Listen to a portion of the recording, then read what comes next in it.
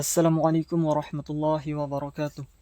Halo teman-teman, bertemu lagi dengan saya Heriansyah, di mana pada kesempatan kali ini kita akan membahas mengenai tentang analisis kasus pelanggaran etika bisnis dalam usaha koperasi rakyat ditinjau dari sudut pandang etika bisnis Islam. Baiklah, yang pertama di sini ada pemaparan data dan fakta.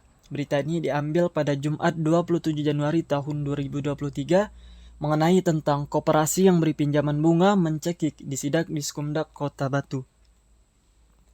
Diskumdak Kota Batu menyidak koperasi di kawasan Komplek Perumahan Sumbergondo Asri Permai Dusun Gandu, Kecamatan Bumi Aji, Kota Batu, yang dimana pada pasalnya mereka kedapatan memberikan pinjaman uang kepada warga dengan nominal bunga yang tidak wajar.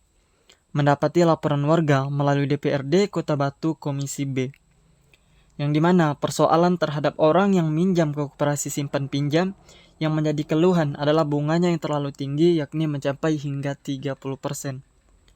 Kadiskumdak mengatakan pada sidak yang dilakukan telah ditemukan fakta 3 koperasi yang berdekatan, yang dimana awalnya perangkat desa tidak mengetahui jika koperasi-koperasi cabang itu ada di kawasannya, karena memang berada di perumahan. Ternyata hal itu berdekatan dan tidak ada jarak 50 meter.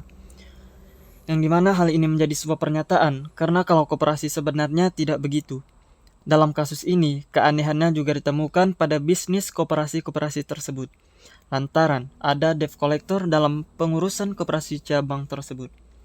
Bahkan, salah satu koperasi ternyata surat izinnya sudah mati, sedangkan lainnya tidak bisa untuk menunjukkannya. Biasanya, koperasi yang bisa minjam anggota atau pengurus. Tetapi, kenapa ada debt collector? Ada yang merekomendasikan sudah mati, dan ada yang mengatakan belum, dan sebagainya, yang dimana dapat diambil kesimpulan dari hasil sidak koperasi-koperasi ini secara real, perkoperasiannya tidak ada. Yang dimana jika kita meninjau dari sudut pandang Islam, koperasi juga mengandung dari yang namanya riba. Riba adalah tambahan ataupun kelebihan jumlah pelunasan uang yang telah melebihi dari pokok pinjaman, di mana Allah Subhanahu wa taala telah menyatakan riba itu menyebabkan kurangnya harta dan tidak berkembangnya harta. Sedangkan sedekah sebaliknya, yakni dapat menyebabkan bertambah dan berkembangnya harta. Di mana riba dalam kasus berita yang kita temukan ini, yakni termasuk dalam riba qard atau riba simpan pinjam. Yang ini merupakan riba yang terjadi saat melakukan aktivitas pinjaman, sesuai dengan arti kata qard itu sendiri.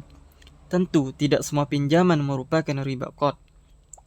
Pinjaman yang dimaksud di sini ialah apabila pemberi pinjaman mensyaratkan jumlah uang yang dikembalikan melebihi jumlah pokok utang, seperti pada kasus bisnis yang terjadi pada koperasi-koperasi yang dijelaskan di pada berita ini. Namun pada dasarnya, hukum koperasi simpan pinjam adalah sama dengan bank. Jika akadnya menggunakan akad-akad yang ada dalam keuangan syariah, maka hal tersebut akan menjadi halal dan diperbolehkan menurut syariat Islam.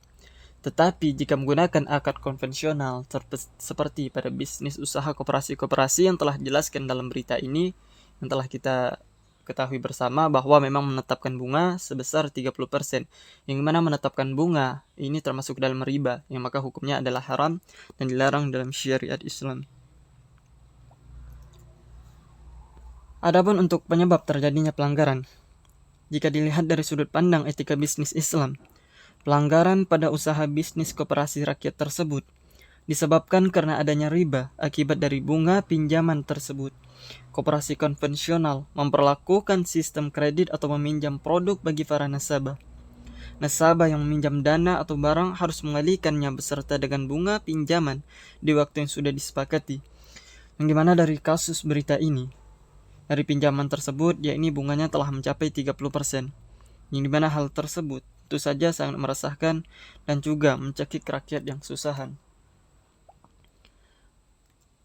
Adapun untuk solusi dari mengatasi permasalahan yang ada dalam kasus bisnis koperasi ini, solusi untuk mengatasi permasalahan ini dengan menghindari koperasi konvensional seperti koperasi yang ada dalam kasus ini, di mana jika kita membutuhkan bantuan dalam hal perekonomian, termasuk membutuhkan modal untuk berbisnis, sebaiknya jangan meminjam ke koperasi konvensional, di mana selain bunganya yang mencekik masyarakat, juga terdapatnya unsur riba yang dilarang dalam syariat Islam. Dalam masalah hutang piutang, tidak diperbolehkan adanya penambahan sama sekali. Bagi para pemberi hutang, yakinlah bahwa ada pahala besar saat kita menolong saudara kita yang sedang dalam kesulitan. Bagi kita yang saat ini sedang memiliki harta yang berlebih, maka kita dapat menjadi salah satu solusi dari riba. Kita tanyakan kepada saudara terdekat kita, adakah yang sedang membutuhkan bantuan? Jika ada, pinjamkanlah harta kita sebagian untuk membantu mereka agar mereka tidak berhutang kepada koperasi-koperasi konvensional ini dan agar mereka semuanya terselamatkan dari yang namanya riba ini.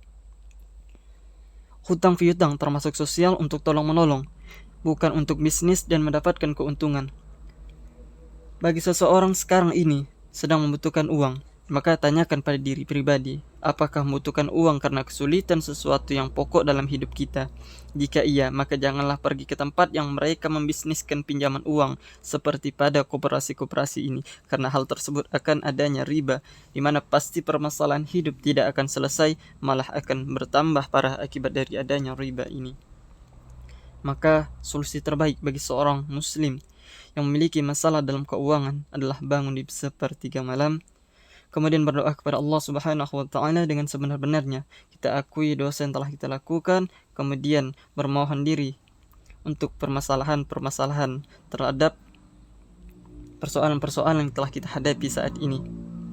Di mana dalam syariat Islam kita diperbolehkan berhutang jika hanya dalam dua keadaan, yaitu jika hal yang kita butuhkan adalah sesuatu yang pokok dan kita mampu untuk melunaskannya, dan jika ingin memulai bisnis, sebaiknya kita menghindari koperasi konvensional karena mengandung riba.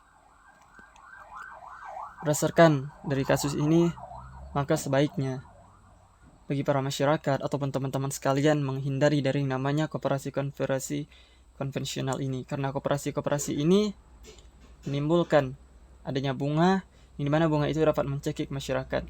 Namun tidak hanya itu, yang mana bila kita lihat dari sisi Islamnya, hal tersebut juga mengandung riba yang telah dilarang oleh syariat Islam.